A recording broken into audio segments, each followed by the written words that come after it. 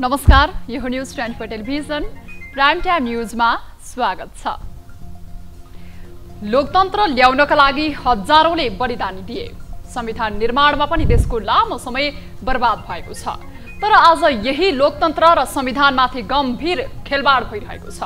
यो खेलबाड पनि अरु कोहीबाट भएको होइन, आफूलाई लोकतन्त्रको मसीहा ठान्ने र जनताप्रति उत्तरदायी भएको बताउने पार्टी नेपाली कांग्रेसका सभापति शेरबहादुर देउवाबाट भएको हो।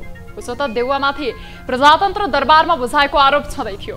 राजनीतिको उत्तरार्धमा देउवाले गलत सौदाबाजी गर्दै कोही कसैको भागमा सांसद नै नरहेको व्यक्तिलाई मन्त्री बनाएर कलङ्कको अर्को टीका थपेका छन्। पटक पटक न्यायालयमाथि हस्तक्षेपको प्रयास नभएका होइनन्। इतिहास साक्षी छ, उच्च नैतिकवान न्यायाधीशहरूले गलत सम्झौता नगरेरै न्यायपालिकाको गरिमा बचाएका थिए। तर विडम्बना पछिल्लो समय न्यायपालिकाको निष्पक्षता र न्याय सम्पादनमा मात्रै प्रश्न उठेको छैन, न्यायाधीशमा कार्यपालिकामा भाग लिएको भन्दै अनुसन्धानको माग पनि भएको छ। शक्ति पृथकीकरणको सिद्धान्त र न्यायिक दृष्टिकोणमा यस्तो हुनु गम्भीर विचलन हो। यदि यो विचलनको घटना सत्य हो भने न्याय दिनेहरूबाट अवांछित काम भएको हो भने छानबिन हुनै पर्छ, दोषी ठहरिए कारबाही पनि भोग्नै पर्छ। अब प्राइम टाइम न्यूजका हेडलाइन्स।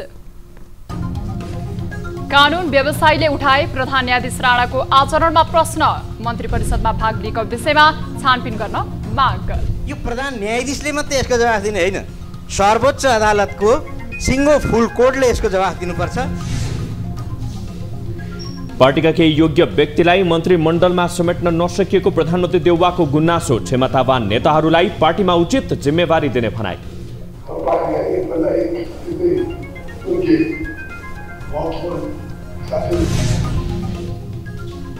पछिल्लो 24 घण्टामा कोरोनाले थप 11 जनाको मृत्यु, 760 संक्रमित थपिँदा 879 जना कोरोना मुक्त, सतर्कता अपनाउन चिकित्सकको सुझाव।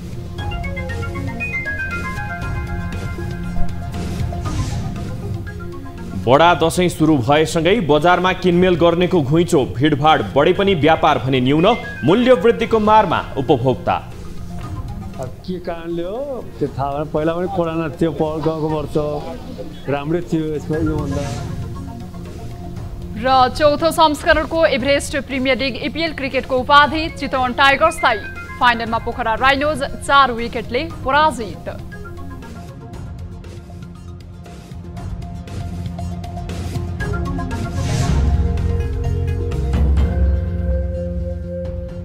हामी निरन्तर न्यूजमा छौं। भागबण्डा र आन्तरिक खिचातानीमा रुमलिएको सत्ता गठबन्धनको सरकारले अन्ततः सरकार बनेको 88 दिनपछि मन्त्रीमण्डललाई पूर्णता दिएको छ। शुक्रबार मन्त्रीको शपथ लिएका 18 जनाले कार्यभार सम्हालेका छन्। तर जननिर्वाचित प्रतिनिधिलाई मन्त्री बनाउने संविधानको मूल मर्म विपरीत देउवा सरकारले गैर सांसदलाई समेत मन्त्री बनाएको र अदालतसँग साँठगाँठ गरेको भन्दै चर्को आलोचना सुरु भएको छ। एक रिपोर्ट। गैर सांसद गजेन्द्र बहादुर हमाललाई महत्त्वपूर्ण मन्त्रालय सहित शपथ गराएको विषयले प्रधानमन्त्री र प्रधान न्यायाधीशलाई विवादमा तानेको हो। प्रधान न्यायाधीशले भाग मागेको विषय सञ्चार माध्यममा बाहिरिएपछि गत सोमबार सरकार र सर्वोच्च अदालत दुवैले त्यसको खण्डन गरेका थिए। तर जुन पात्रको नाम जोडिएर कुरा उठेको थियो सोही पात्र मन्त्री नियुक्त हुनुले प्रधानमन्त्री र प्रधान न्यायाधीश भागबण्डाको कुरालाई थप बल पुगेको छ। मूलतः जननिर्वाचित प्रतिनिधि मात्र मन्त्री परिषदमा नियुक्त हुने व्यवस्था गरिएको संविधानमा मन्त्री बन्ने दुईवटा बाटा छन्। पहिलो संविधानको धारा 76 बमोजिमको बाटो हो, जसमा मन्त्री हुनको लागि अनिवार्य सांसद हुनुपर्ने व्यवस्था छ। मन्त्री बन्न पाउने अर्को बाटो हो संविधानको धारा 78, जस अनुसार संघीय संसदको सदस्य नभएको व्यक्ति पनि मन्त्री हुन सक्ने प्रावधान छ। कुनै विषय विज्ञलाई तत्कालै राख्नुपर्ने अवस्थामा मात्रै बाटो खुलाउनका लागि संविधानमा यस्तो व्यवस्थाको परिकल्पना गरिएको हो। तर पछिल्लो समय उक्त व्यवस्थाको अपव्याख्या गर्दै आफू निकट व्यक्तिलाई मन्त्री बनाउने प्रवृत्ति मौलाउँदै गएको छ। यस्तो अभ्यासले संसदभित्र भएका विकल्पहरूको अवमूल्यन हुनुका साथै राजनैतिक व्यथितिलाई प्रश्रय दिएको संविधानविदहरू बताउँछन्। यो त संविधानको एउटा आत्मामाथि नै प्रहार भयो। यो त सबभन्दा यसको खतरनाक पक्ष के हो भने गैर सांसद मन्त्री भयो, त्यो एउटा पार्ट हो। तर त्यसको त्योभन्दा पनि खतरनाक पक्ष के छ भने यो प्रधान न्यायाधीशको सिफारिसमा भयो। त्योभन्दा पनि खतरनाक कुरो त्यहाँनिर छ। किनभने अब त कार्यपालिकाको ज्यादतीलाई त्यसको चाहिँ मिसयुज अफ पावरलाई अब चेक गर्ने इन्स्टिट्युसन को त भन्दाखेरि इन्स्टिट्युसन नै समाप्त भयो नि।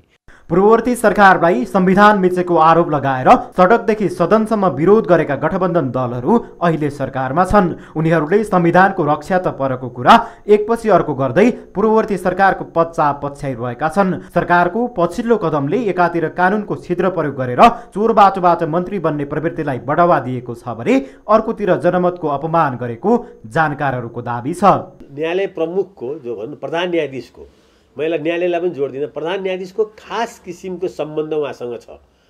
पारिवारिक होला या चाहिँ के छ भने अब रमाइलो चाहिँ सम्बन्ध पनि होला होइन।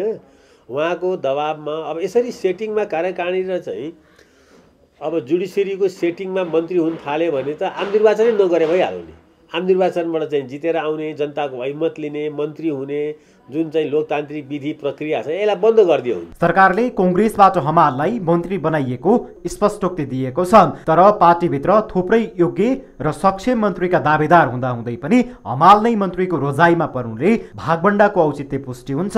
मन्त्री बन्न सक्षम पात्रलाई बाइपास गर्दै आफ्नो स्वार्थ व्यवस्थापन गर्ने हतियारका रूपमा व्यवस्थालाई दुरुपयोग गरिनुले राजनीतिमा व्यथिति मौलाउँदै जाने निश्चित छ।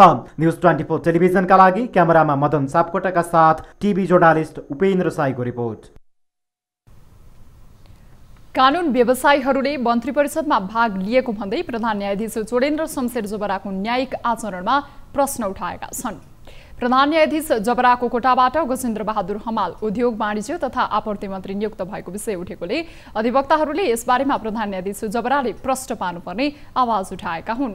काठमाडौँमा आयोजित साक्षात्कारमा अधिवक्ता ओम प्रकाश अर्यालले प्रधान न्यायाधीशमाथि छानबिन गर्नुपर्ने बताउनुभयो। उहाँले मन्त्री परिषदमा प्रधान न्यायाधीशले भाग खोज्नु न्यायिक आचरण बाहिरको काम भएको धारणा राख्नुभयो।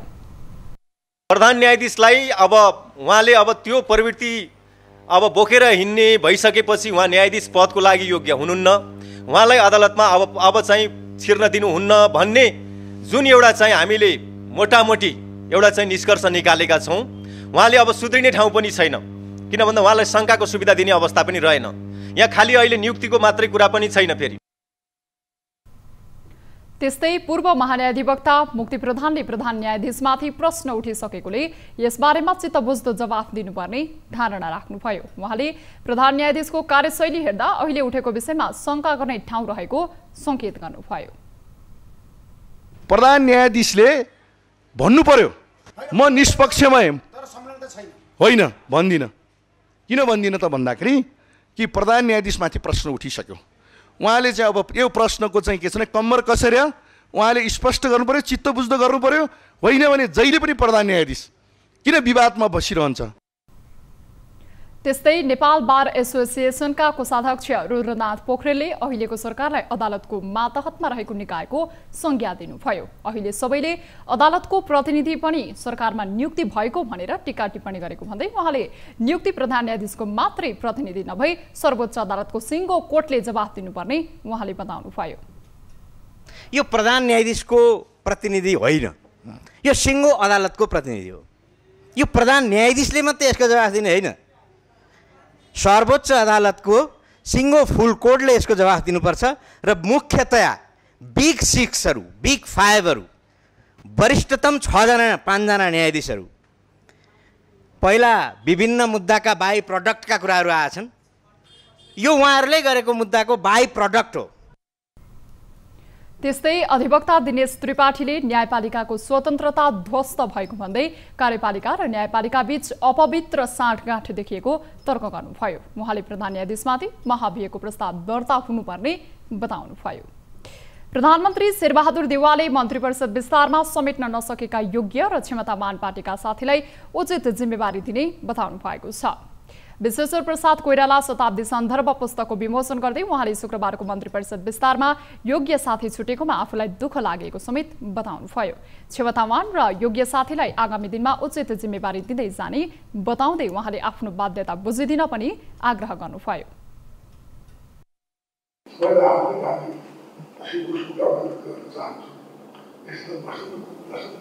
त्यसैले हामी सबैलाई कल्याण गर्न सक्ने चाहन्छु। अब कुरा धत्तै सरकार बनेको छ। हाम्रो पार्टीमा एकभन्दा एक अत्यन्तै योग्य महत्त्वपूर्ण साथीहरू, धेरै पार्टीहरूलाई योगदान दिएका साथीहरू। कार्यक्रममा सांसद मीन विश्वकर्माले बीपी कोइराला प्रजातन्त्र र कांग्रेस एकअर्काका परिपूरक भएको बताउँदै जनतालाई प्रजातन्त्रको अर्थ, महत्त्व र अभ्यासका बारेमा बुझाउनुपर्ने आजको आवश्यकता रहेको बताउनुभयो। रक्षा मन्त्री डाक्टर मिनेन्द्र प्रसाद रिजालले राष्ट्रिय सुरक्षा सामूहिक सहमतिको विषय भएको बताउनु भएको छ। विराटनगर विमानस्थलमा सञ्चारकर्मीसँग कुराकानी गर्दै उहाँले राष्ट्रिय सुरक्षा मस्यौदा समितिमा विगतमा काम गरिसकेको हुँदा राष्ट्रिय सुरक्षा नीति राष्ट्रको हितमा रहने बताउनु भएको हो। उहाँले लिपुलेक, लिम्पियाधुरा र कालापानी नेपालको भूभाग रहेकोले यसलाई आफ्नो भूभाग बनाउने कार्य गर्ने उहाँले बताउनुभयो। त्यो भूभाग हाम्रो स्वामित्वको भूभाग हो, हाम्रो स्वामित्वमा रहन्छ, राख्नुपर्छ, त्यो काम गर्छौँ हामीले। फरक प्रसङ्गमा उहाँले गठबन्धनको संस्कृति अनुसार नै मन्त्रालय र प्रदेश सरकारको नेतृत्व बाँडफाँड गरिएकोले यसलाई अन्यथा नलिन समेत आग्रह गर्नुभयो। गृह मन्त्रालयले बाँकेमा भएका 2 घटनाका विषयमा अनुसन्धान गर्ने आश्वासन दिएको छ। बाँकेमा भएका 2 घटनाका विषयमा स्थानीय प्रशासनले कुनै चासो नदेखाएको भन्दै 20 दिन हिँडेर काठमाडौँ आएका महिला टोलीसँगको भेटमा गृह मन्त्रालयका अधिकारीहरूले घटनाको विषयमा अनुसन्धान गर्ने आश्वासन दिएका हुन्। गृह मन्त्रालयमा के भयो, के सल्लाह भयो छ, उहाँको सहसचिव पदेकाले प्रवक्ता हुनुहुन्छ गृह मन्त्रालयको खगेन्द्र पोखरेलले भन्नुभयो, मैले तपाईँहरू किन आउनुभएको, तपाईँहरू त नेपालगञ्ज पनि हामीले नेपालगञ्जमा पनि त यो कुरा गर्न सक्नुहुन्थ्यो भनेर यहाँसम्म आउने के गर्नु थियो, किन परेको थियो भनेर भन्नुभयो। सर हामीलाई स्थानीय स्तरमा न्याय मिलेन, स्थानीय स्तरमा न्याय नमिलेपछि प्रदेश स्तरमा आयौँ, प्रदेश स्तरमा पनि हामीलाई न्याय नमिलेपछि हामी केन्द्रीय स्तरमा 20-20 दिन हिँडेर आएका छौँ। सर कसैलाई रहर हुँदैन सर 20-20 दिनसम्म हिँड्न भनेर हामीले भन्यौँ। बाँकीको नेवाजी गाउँकी ननकुर्नी धोबी आफ्नै घरमा मृत फेला परेको घटनामा अनुसन्धान नगरेको र नजिकैको परस्पुर गाउँकी एकल महिला निर्मला कुर्मी हराएको विषयमा पनि प्रहरी र प्रशासनले चासो नदेखाएको भन्दै केन्द्र सरकारको ध्यान आकर्षण गराउन महिलाहरू हिँडेरै काठमाडौँ आएका थिए।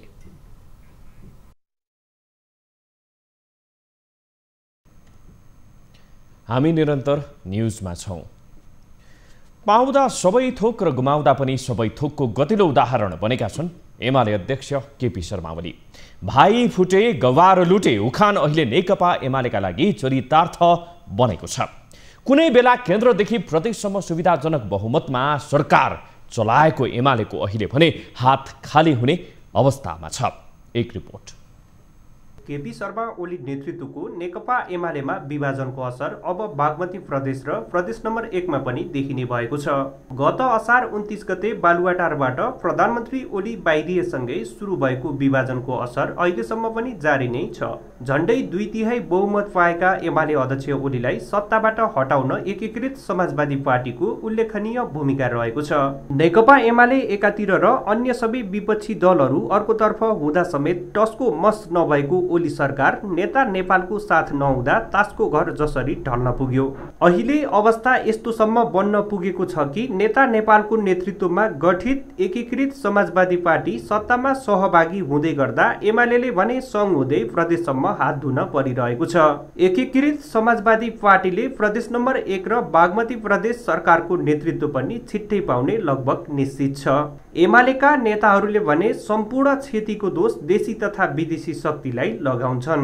संसदको फोहोरी खेल र अदालतको सेटिङका कारण आफूहरू नेतृत्वका सरकारहरू क्रमशः ढल्ने प्रक्रियामा रहेको उनीहरूको बुझाइ छ। नेकपा एमालेलाई विभाजन गराउनका निम्ति सारा जुन प्रकारको गठबन्धन बनेको थियो, देशी विदेशी सारा शक्ति केन्द्रहरू जसरी लागेका थिए, त्यो कुराहरू चाहिँ बिस्तारै किन नेकपा एमालेलाई विभाजन गर्न लागि रहेछ, किन केपी ओलीले त्यो सरकारलाई ढाल्न लागेको रहेछ भन्ने कुरा अब एकपछि अर्को गर्दै त उदाङ्गो हुँदै आएको छ।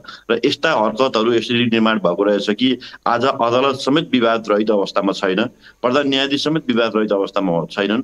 यो एउटा संसदीय फोहोरी खेल र विभिन्न खालका चाहिँ जुन सेटलमेन्टहरू भएका छन् त्यसका आधारबाट चाहिँ जो अहिलेको नेकपा एमालेको सरकार केन्द्रदेखि प्रदेशसम्म जुन अङ्क गणितीय खेलका आधारबाट पछाडि हामी सरकारबाट बाहिर हटेका छौँ र हट्ने प्रक्रियामा पनि छौँ। कुल 92 जना सदस्य रहेको प्रदेश नम्बर 1 मा नेपाली कांग्रेसका 21, नेकपा एमालेका 41, माओवादी केन्द्रका 15, नेकपा एकीकृत समाजवादी पार्टीका 16, जनता समाजवादी पार्टीका 3, राष्ट्रिय प्रजातन्त्र पार्टीका 1 र संयुक्त लोकतान्त्रिक राष्ट्रिय मञ्चका 1 जना सदस्य रहेका छन्। त्यस्तै कुल 109 जना सदस्य रहेको बागमती प्रदेश सभामा एमालेका 42 जना सांसद रहेका छन्। साथै नेपाली कांग्रेसका 22, नेकपा एकीकृत समाजवादी पार्टीका 13, नेकपा माओवादी केन्द्रका 23, नेपाल मजदुर किसान पार्टीका 2, विवेकशील साझा पार्टीका 3 र जनता समाजवादी पार्टीका 1 जना सांसद रहेका छन्। जस अनुसार प्रदेश नम्बर 1 मा वर्तमान सरकारले निरन्तरता पाउनका लागि 47 मत आवश्यक पर्छ भने बागमती प्रदेशमा 55 मत आवश्यक पर्छ, जुन तत्कालको अवस्थामा एमालेका लागि असम्भव प्राय देखिन्छ। न्यूज 24 टेलिभिजनका लागि टिभी जर्नालिस्ट सरोज बस्यालको रिपोर्ट। नेपालमा शनिबार थप 760 जनामा कोरोना संक्रमण पुष्टि भएको छ। देशभर गरिएको 6168 पीसीआर परीक्षणका क्रममा 636 र 5863 एन्टिजेन परीक्षणका क्रममा 124 जनामा कोरोना संक्रमण पुष्टि भएको हो। यो सँगै नेपालमा कोरोना संक्रमितको संख्या 8,94,596 पुगेको छ।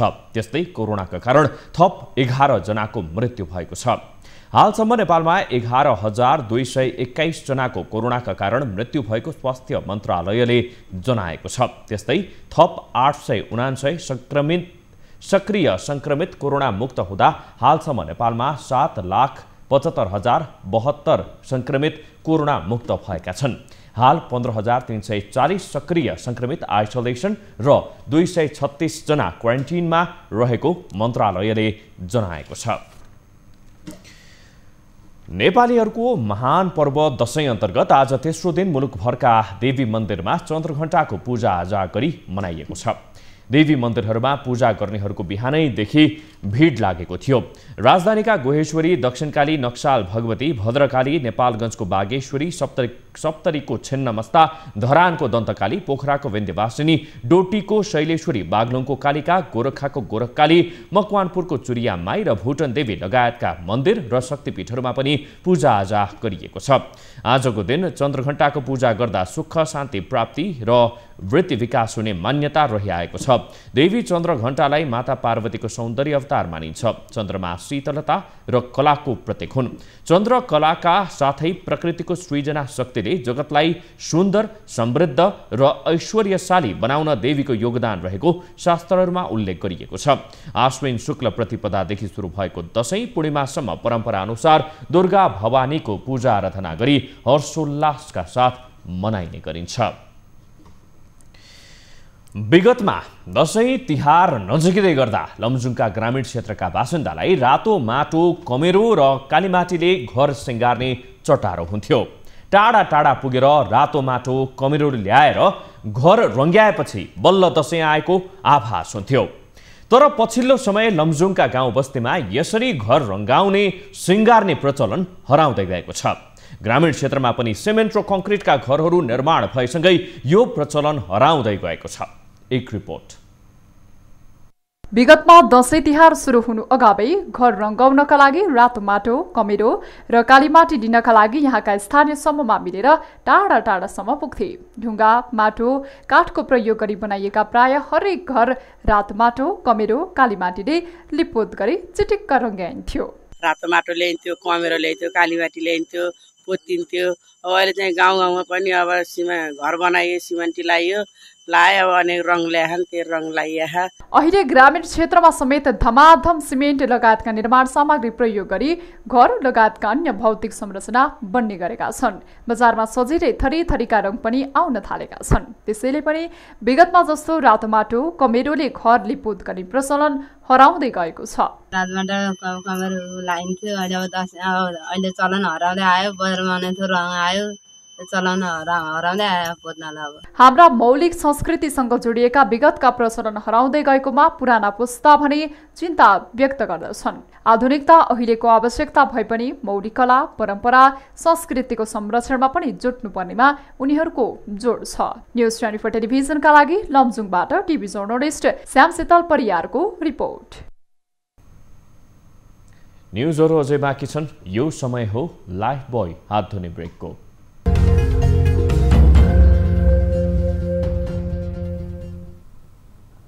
हामी निरन्तर न्युजमा छौं। सर्लाहीको वरहथवा नगरपालिका 9ले आफ्नो वडाका भूमिहीन सुकुम्बासीहरूलाई लाल पूर्जा वितरण गरेको छ। 2022 सालदेखि बसोबास गरिरहेका तर लाल पूर्जा नपाएका 59 जना नागरिकहरूलाई पहिलो चरणमा लाल पूर्जा वितरण गरिएको छ। 2 महिनासम्ममा सुधार गर्ने समय सीमा राखिएको साथै 4 महिनापछि सम्बन्धित जग्गा धनीले आफ्नो जग्गा धितो राख्न ऋण लिन पाउने सुधार तथा नापी कार्यालय मलङ्गवाले जनाएको छ।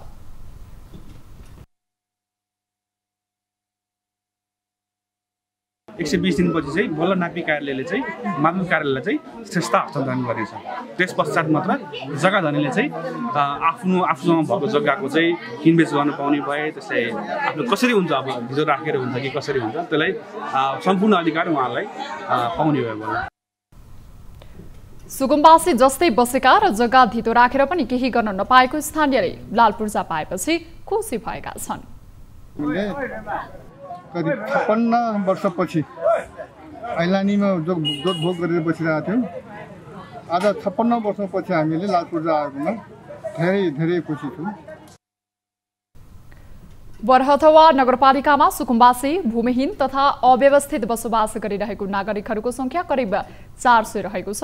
उनीहरूको तथ्याङ्क सङ्कलन गरी माथिल्लो निकायमा पठाउने काम सकिएको नगरपालिकाले जनाएको छ। सुनसरी बराहा क्षेत्र 5 स्थित सुनगावा बस्तीका 500 रेसिडेन्ट परिवार अझै पनि सरकारले ल्याएको स्वास्थ्य बीमा कार्यक्रमबाट वञ्चित भएका छन्। नेपाल सरकारले सम्पूर्ण नेपालीहरूलाई स्वास्थ्य सेवाको पहुँच पुर्याउन र उपचार गर्नबाट कोही पनि वञ्चित नहुन् भनेर ल्याएको स्वास्थ्य बीमा कार्यक्रमले रेसिडेन्ट परिवारलाई भने छोएको छैन। स्वास्थ्य बीमाको बारेमा कसैले जानकारी नगराएको र आफूहरूलाई पनि थाहा नभएको उनीहरूको गुनासो छ।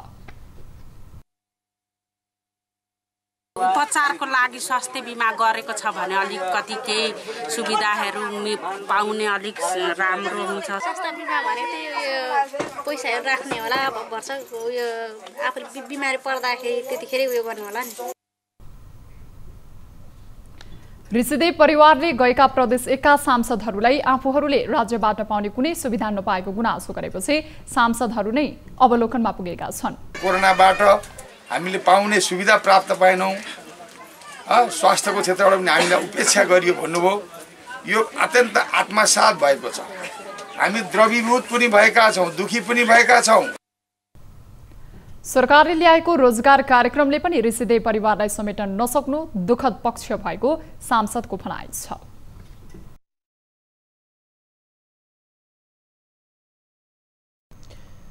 हामी निरन्तर न्युजमा छौं। नेपालकै प्रसिद्ध धार्मिक शक्तिपीठ बागलुङ कालिका मन्दिरमा भक्तजनको भिडभाड बढेको छ। कोरोना संक्रमण रोकथामका लागि गरिएको निषेधाज्ञा हटाइएसँगै मन्दिरमा पूजा अर्चना एवं दर्शन गर्न आउने भक्तजनहरूको घुइँचो लाग्न थालेको छ। कालिका भगवतीको दर्शन तथा विधिपूर्वक पूजा आर्जा गरे शुद्ध मनले चिताएको कुरा फलित हुने जनविश्वासका कारण निकै टाढाबाट समेत दर्शनार्थीहरू पुग्ने गरेका छन्।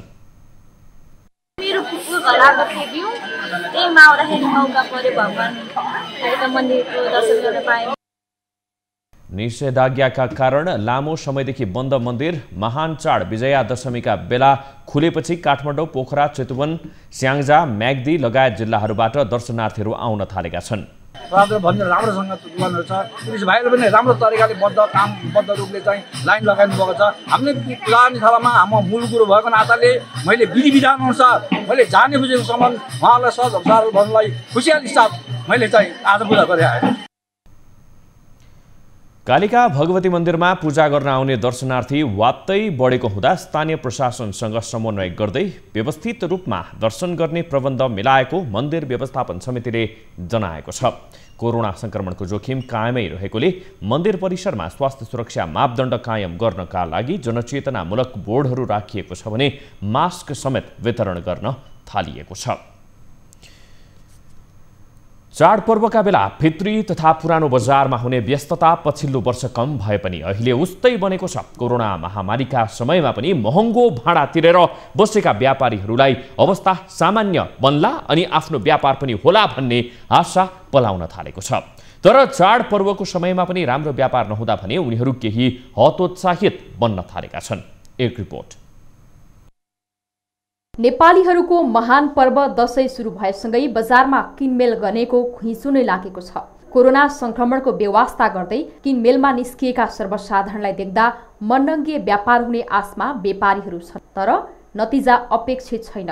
विगतका वर्षहरूको दाँजोमा व्यापार आधा भन्दा बढीले घटेको व्यापारीको भनाइ छ। अब अहिले त अब दशैंको चाडपर्व हो, बच्चाहरूको त अलिअलि व्यापार हुन्छ, अरूको त व्यापार छैन। लेडिज मात्रै कम छ यसपालि, जेन्ट्सको पनि अलिकति कम छ। पहिलाको भन्दा त बच्चाको पनि कम छ यसपालि।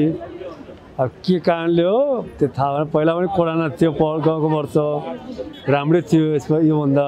व्यापार पूर्वभन्दा अलिक खस्केको छ, पोहोरभन्दा अलिकति प्लस भयो, तर त्यहाँ जस्तो पहिले जस्तो छैन। अब हामीले सामान पनि अब महाबौद्धतिर रमजानतिर भने जस्तो सामान पनि पाइँदैन पनि। एउटा रङ पायो अरू रङ पाउँदैन, मूल्य पनि अलिक बढी तिर्नुपर्छ हामीलाई होइन। हरेक कुराको समस्या छ। अब क्रेडिट पनि पाइँदैन, पोहोर जस्तो क्रेडिट पाइँदैन। उहाँहरूलाई पनि उहाँ अब क्रेडिट दिँदैन भन्नुहुन्छ।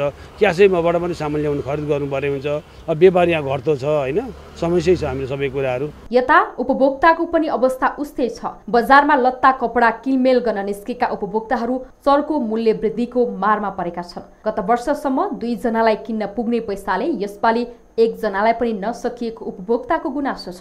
महँगी त धेरै महँगी। यहाँ त भाउ सदा पहिला 400 मा आउने माल अहिले त्यही मालको 1500-1200 पुगेर भाउ धेरै बढेको छ एकदम। यो महँगीले गर्दा सपिङै नगर्नु जस्तो भइसक्यो। एकदम महँगी बढेको के हो यस्तो? के बाहिरबाट यस्तो हो कि अहिले यही दसैँको मौका फाइदा उठाएर महँगी बढाएको कि थाहै छैन के? पहिला भन्दा त डबल किनिन सक्नु छ। अहिले त 2टा बच्चाको लुगा आउँथ्यो पोहोर, अहिले एउटालाई किन्न गाह्रो छ त्यतिमा। ठुलो लगानी गरेर व्यापार गरिरहेकाहरू पनि कोरोना महामारीका कारण असहज अवस्थामा पुगेका छन्। सहकारीबाट चर्को ब्याज दरमा ऋण लिनेसँगै मिटर ब्याजमा ऋण लिएर व्यापार गर्नेहरूको संख्या पनि उत्तिकै छ। लकडाउनका कारण आम्दानी ठप्प हुँदा दोहोरो खर्चको मारमा परेका उनीहरू अहिलेसम्म त्यसबाट बाहिर निस्कन सकिरहेका छैनन् भने बजारमा सामान किन्न गएका उपभोक्ताहरू पनि चर्को मूल्यको मारमा परेका छन्। न्युज 24 टेलिभिजनका लागि क्यामेरामा प्रभात थापाको साथमा टिभी जर्नलिस्ट खगेश्वरी कार्कीको रिपोर्ट। Business news.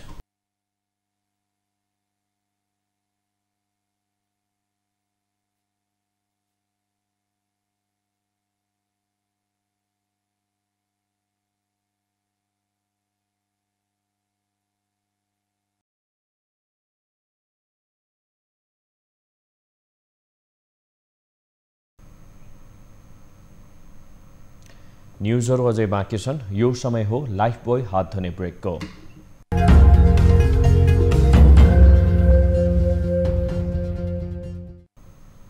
हामी निरन्तर न्युजमा छौं। अब बिजनेस न्युज।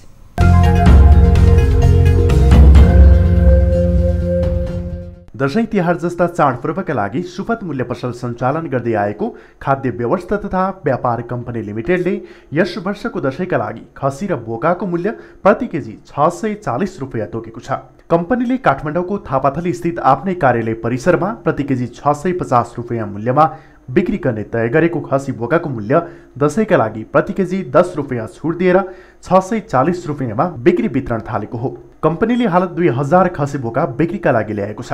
तर ग्राहकहरूको चाप बढेकाले आवश्यकता अनुसार फेरि पनि खसी बोका थप गरेर बिक्री गर्ने व्यवस्था मिलाइएको खाद्य व्यवस्था तथा व्यापार कम्पनी लिमिटेड बागमती प्रदेश कार्यालयले जनाएको छ। उपभोक्ताको एकदम उत्साह छ, एकदमै चाप छ।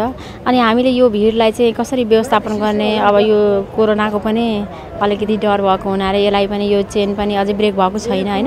त्यसकारण त्यो सोशल डिस्टेन्सिङ पनि कायम गरौँ अनि उपभोक्तालाई अलिकति सहज र चुस्त तरिकाको व्यवस्थापन गर्ने भनेर हामीले तयारी गरेका छौँ, त्यही अनुसार नै गर्छौँ। कम्पनीले बिहान 7 बजेदेखि अपराह्न 5 बजेसम्म खसी बोका बिक्री वितरणको व्यवस्था मिलाएको छ। दैनिक 500 वटा खसी बोका बिक्री वितरण हुने अनुमान गरिएको छ। यता ग्राहकहरूले पनि बजारमा भन्दा सस्तो खसी बोका उपलब्ध गराएको भन्दै खुसी व्यक्त गर्दै आएका छन्। उनीहरूले खसी बोका स्वस्थ रहेको र बिक्री वितरणको व्यवस्था पनि गत वर्षको भन्दा सहज भएको प्रतिक्रिया दिएका छन्। प्राइसमा मोटामोटी 50 देखि 100 रुपियाँ अन्तर छ जस्तो लाग्छ मलाई। मैले पनि 100 रुपियाँ 50 देखि 100 को अन्तरमा चाहिँ छ। बाहिर अलिक 100 रुपियाँ जति बढी छ, भित्र 100 रुपियाँ सस्तो छ। सहज त ठिकै छ, त्यति असिलो भएन, त्यस्तो असिलो फिलिङ भएन। बजारमा भन्दा सस्तो पाइने हुनाले ग्राहकहरू कम्पनीमा खरिद बिक्रीका लागि उत्साहित भएका छन्। कम्पनीले यस वर्ष दाङ र मकवानपुरबाट खरिद गरेर खसी बोका ल्याइएको पनि जानकारी गराएको छ। यो सता 4 दिन मात्रै शेयर कारोबार भएको छ। 4 कारोबार दिनमा यो सता 2 दिन बजार बढेको छ भने 2 दिन घटेको छ। पहिलो कारोबारको दिन 55.93 र दोस्रो दिन 6.68 अङ्कले घटेको बजार, तेस्रो दिन 41.84 अङ्क र चौथो दिन 68.47 अङ्कले बढेको हो। गत सताको अन्तिम कारोबारको दिन 2633.42 बिन्दुमा रहेको नेप्से परिसूचक यो साता 47.69 अङ्कले माथि उक्लिएर 2681.11 बिन्दुमा पुगेको छ। यो सताको कारोबारमा नेप्से परिसूचक न्यूनतम 2542.09 बिन्दुमा झरेको थियो। 3200 बिन्दुमाथि पुगेको शेयर बजार पछिल्लो समय नेपाल राष्ट्र ब्याङ्कको मौद्रिक नीति पश्चात प्रभावित बनेको थियो। यो सता रु 15 अर्ब 23 करोड 90 लाख 92 हजार बराबरको 3 करोड 6 लाख 34,182 किता शेयर कारोबार भएको छ। कारोबार रकम र किता भने गत सताको भन्दा कम भएको हो। गत सता 5 कारोबार दिनमा रु 26 अर्ब 9 करोड 51 लाख 63 हजार बराबरको 5 करोड 52 लाख 22,648 किता शेयर कारोबार भएको थियो। यो सता रु 10 अर्ब 85 करोड 60 लाख 71 हजार बराबरको 2 करोड 45 लाख 88 हजार 466 किता कम शेयर कारोबार भएको छ। गत सताभन्दा यो साता कुल बजार पूँजीकरण रकम रु 66 अर्ब 75 करोड 20 लाख 14 हजारले बढेको छ। गत सताको अन्तिम कारोबारको दिन रु 36 खर्ब 86 अर्ब 33 करोड 83 हजार रहेको कुल बजार पूँजीकरण रकम यो साता रु 37 खर्ब 53 अर्ब 8 करोड 20 लाख 97 हजार कायम भएको हो।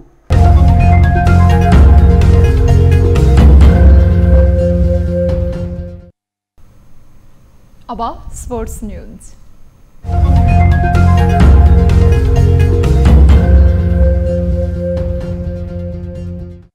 चितवन टाइगर्सले चौथो संस्करणको एभरेस्ट प्रिमियर लिग एपीएलको उपाधि जितेको छ।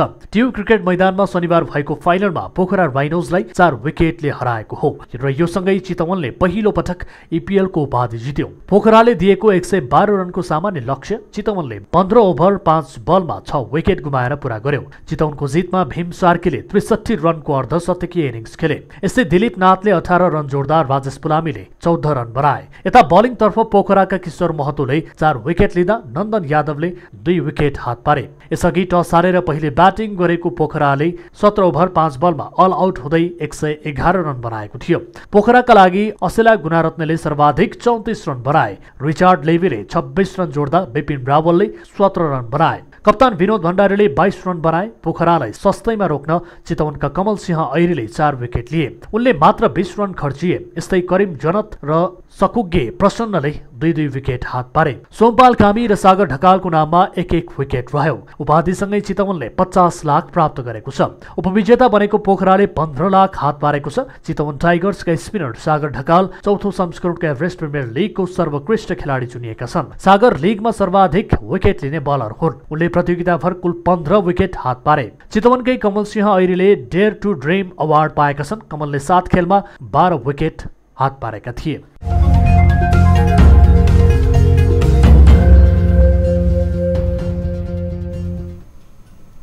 मालदिभ्समा जारी साफ च्याम्पियनसिप फुटबल अन्तर्गत आइतबार नेपालले भारत विरुद्ध प्रतिस्पर्धा गर्दैछ।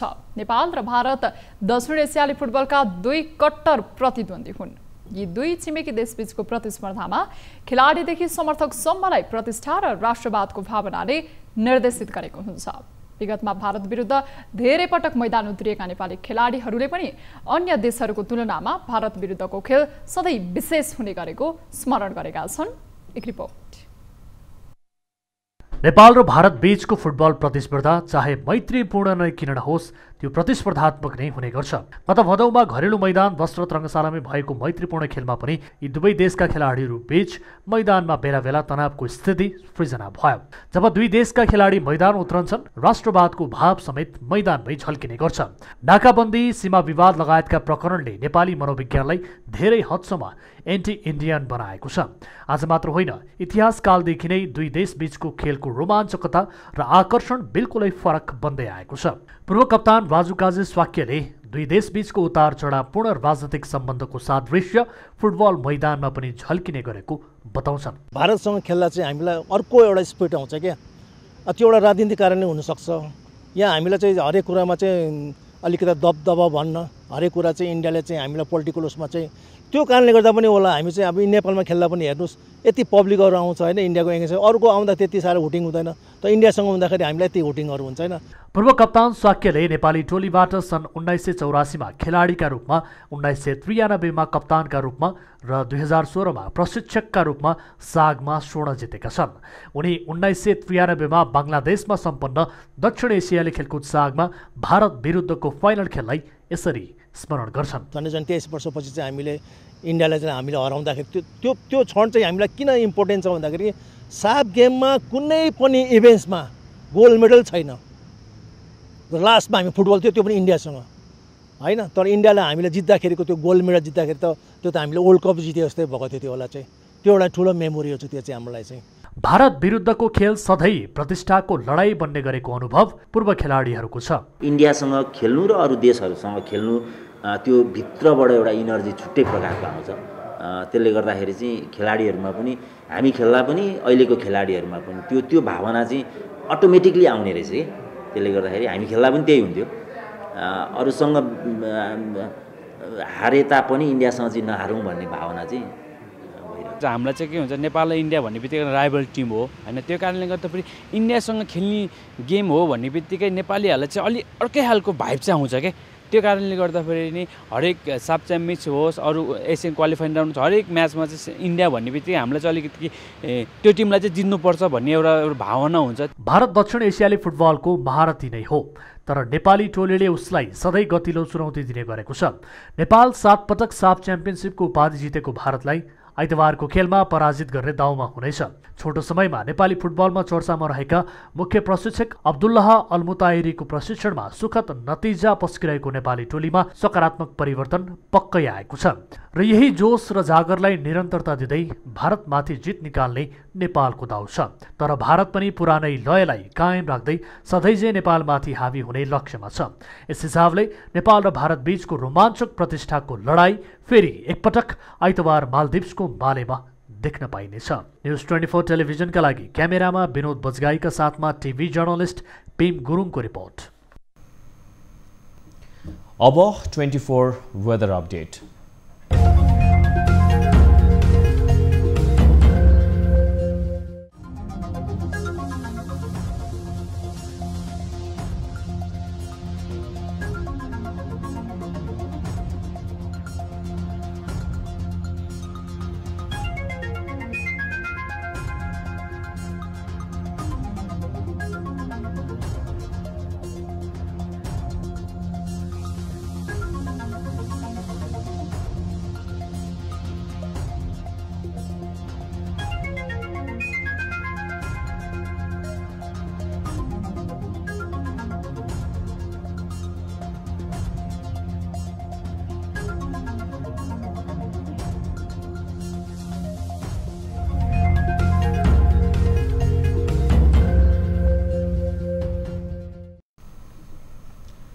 अब प्राइम टाइम न्यूज सकिनु अघि अहिलेसम्मका हेडलाइन्स पुनः एकपटक। कानुन व्यवसायीले उठाए प्रधान न्यायाधीश राणाको आचरणमा प्रश्न, मन्त्री परिषदमा भाग लिएको विषयमा छानबिन गर्न माग। यो प्रधान न्यायाधीशले मात्रै यसको जवाफ दिने होइन, सर्वोच्च अदालतको सिङ्गो फुल कोर्टले यसको जवाफ दिनुपर्छ। पार्टीका केही योग्य व्यक्तिलाई मन्त्रीमण्डलमा समेट्न नसकिएको प्रधानमन्त्री देउवाको गुनासो, क्षमतावान नेताहरूलाई पार्टीमा उचित जिम्मेवारी दिने भनाई।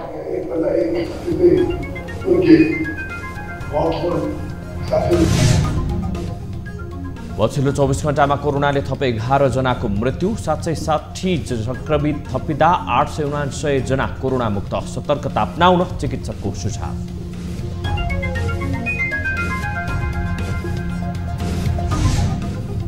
बडा दशैं सुरु भएसँगै बजारमा किनमेल गर्नेको घुइँचो, भिडभाड बढे पनि व्यापार भने न्यून, मूल्य वृद्धिको मारमा उपभोक्ता। के कारणले हो त्यो थाहा भएन। पहिला पनि कोरोना थियो, गएको वर्ष राम्रै थियो यसमा योभन्दा। र चौथो संस्करणको एभरेस्ट प्रिमियर लिग EPL क्रिकेटको उपाधि चितवन टाइगर्सलाई, फाइनलमा पोखरा राइनो 4 विकेटले पराजित।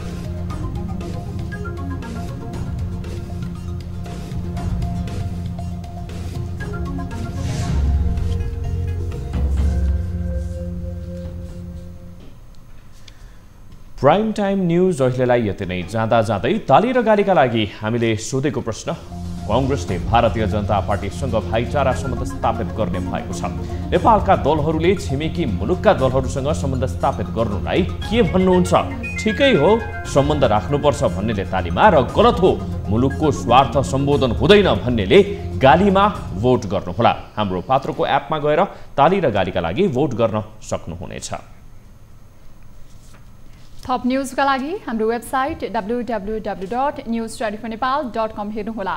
साथै हामीलाई फेसबुक, ट्विटर र युट्युबमा पनि फलो गर्न सक्नुहुनेछ। यस्तै मोबाइल, भाइबर र इमेलबाट 24 हेल्पडेस्कमा समस्या र गुनासो गर्न सक्नुहुनेछ। अहिलेलाई बिदा दिनुहोस्। हामी निरन्तर न्यूजमा छौं। नमस्ते।